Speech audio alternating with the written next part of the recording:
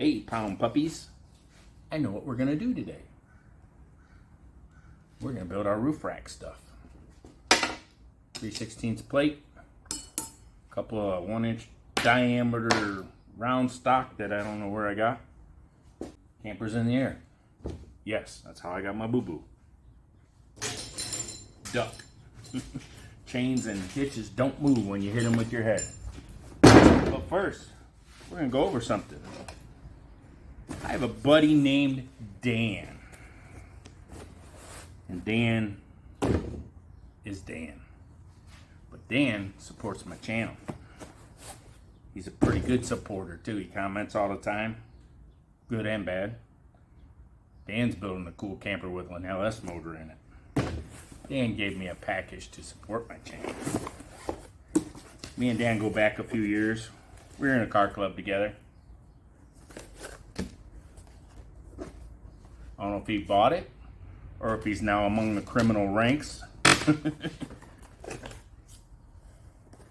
So actually, Dan may have supplied this, or Dan's employer may have supplied this. We don't know. I mean, we will not ask, because check it out, guys.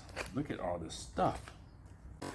I just want you to know I do appreciate it. Look at this. Dudes. Flappy discs, grinders, cutoff wheels. If you guys don't use these flappies by now, try them. You love them. Bits. Saw blades. Marking pencils with skulls on them. Saw blades, saw blades, saw blades, razor blades, you name it. This dude covered it. Markers. Dan, I appreciate you. And I will use it. All of it. Even the wife tried to steal it, and I snuck it here before she could. But seriously, dude, I do appreciate you. Thank you so much. It was unexpected. We are going to get back to this bad boy and make us 4, count them, 4 plates out of this 3/16 and 2 bars. Go up the side and across the top of the camper. We'll drill a couple holes through them for straps. You can mount a rooftop tent. Anything you want up there, really. I made one of these before, and I made the plates about 8 inches high, about 5 inches wide. So we're going to do that again because it came out pretty decent. I peaked them at the top and rounded the corners to, you know, no sharp edges kind of deal. You guys can make them in any shape you want, really.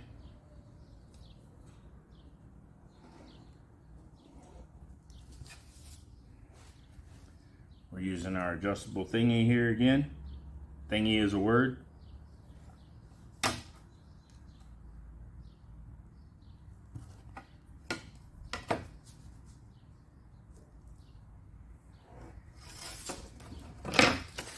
We'll make us a house shape.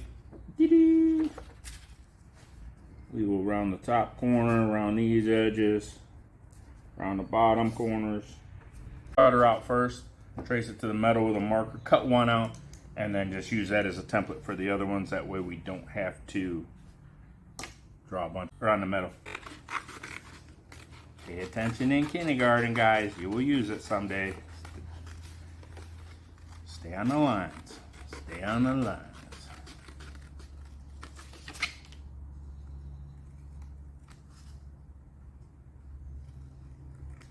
Oh yeah, pumpkin. Oh yeah.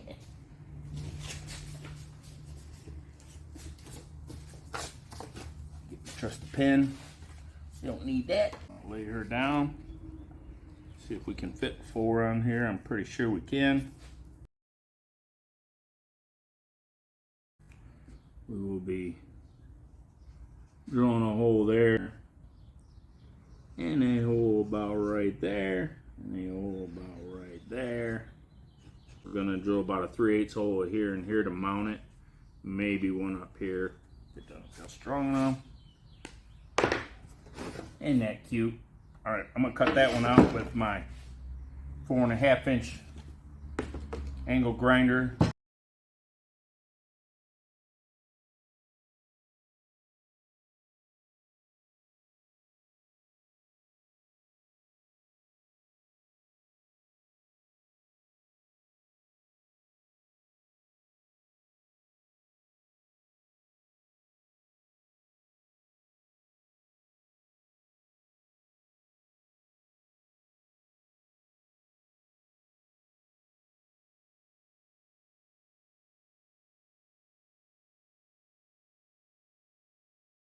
Do it however you prefer. You know, I'm not here to tell you how to do things.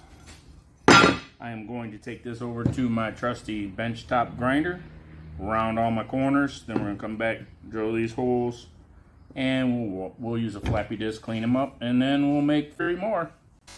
Ooh, that's nice.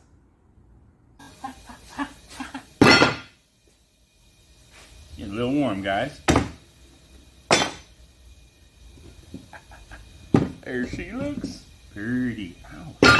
I'm gonna let that cool for a minute. I'm gonna go ahead and drill them 6 holes out. 2 of them are gonna be bigger for your little ratchet straps. Your that ain't going nowhere straps.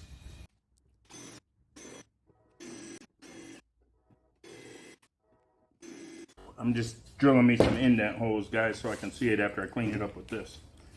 It doesn't work unless you plug it in.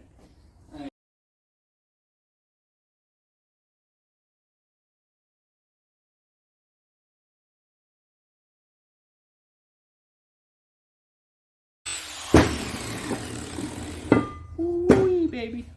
That's one. We're going to drill the holes in this one. I'm going to do that over on my drill press. I'll be right back, and then we'll lay this down on there and get 3 more. Ooh, look at that. All drilled out. Of course, the 3 mounting holes that will mount to the side of the camper. You're good to go.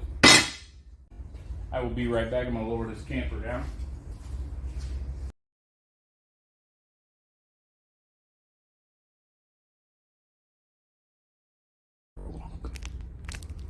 All right.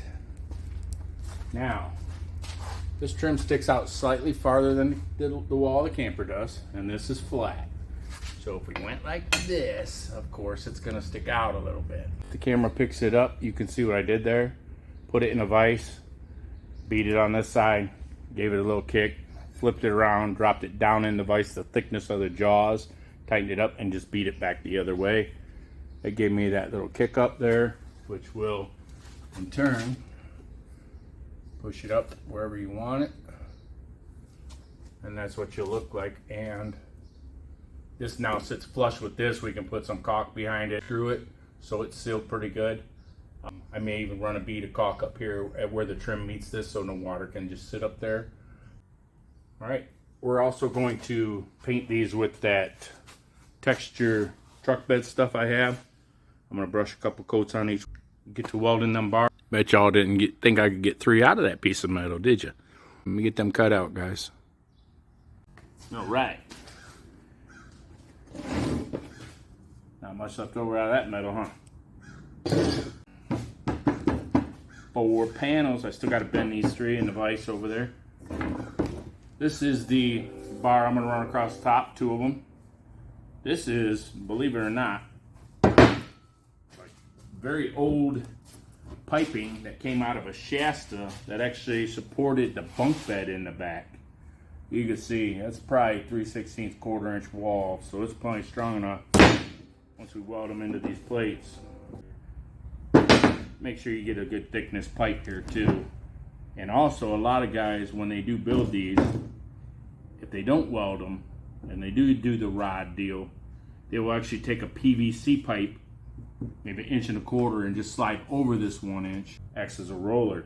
So when you are loading something up there, that will help to roll it on. Anyway, I'm gonna go ahead and bend these 3, get 2 of them mounted up to one of these and weld them in place.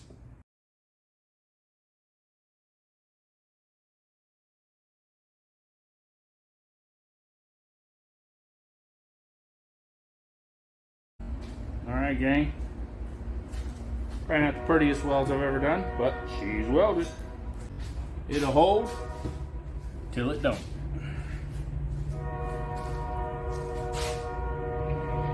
Good enough.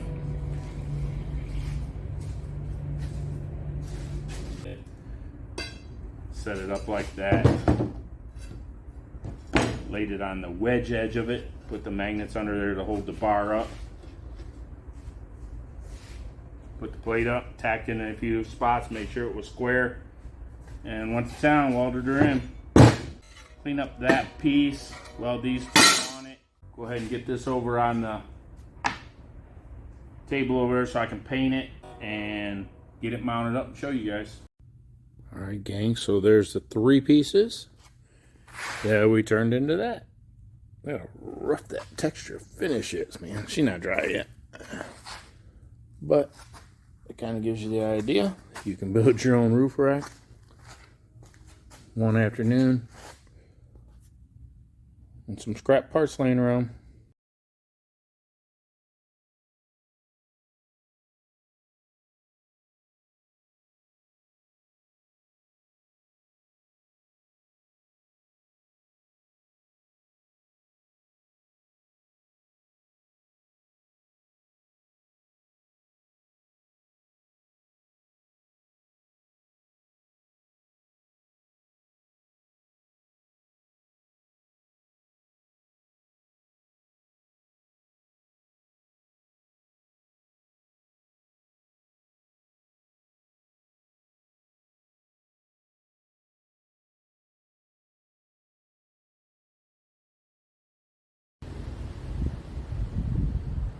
There you get the idea of what both of them look like. Laid them out in the sun, we'll let the heat dry them before we get them up on the camper. Yeah, there you go. Quickie homemade stuff. See how lucky we get. Oh yeah, baby. You can see I tucked a rag up under there, guys, so it don't scratch the camper.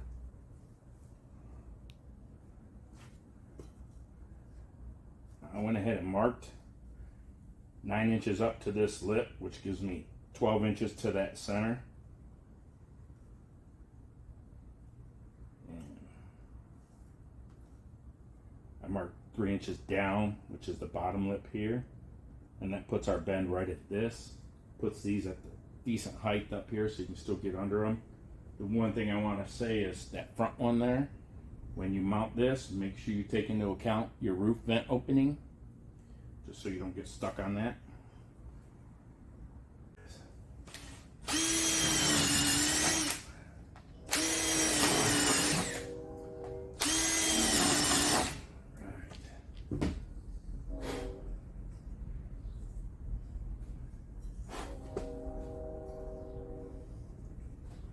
I already got silicone on the back of that, and I shoved it in all 3 of them holes.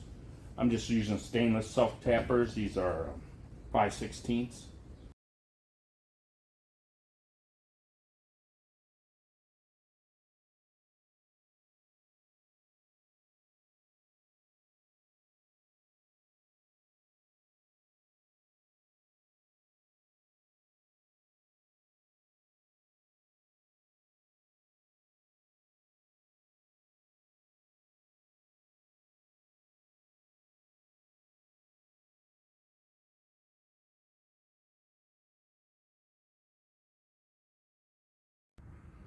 What do you think, guys?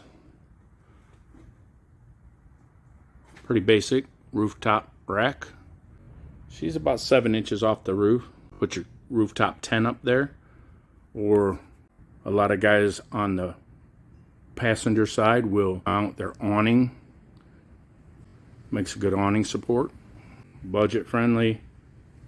Couple days and some scrap metal, and we got a rooftop rack.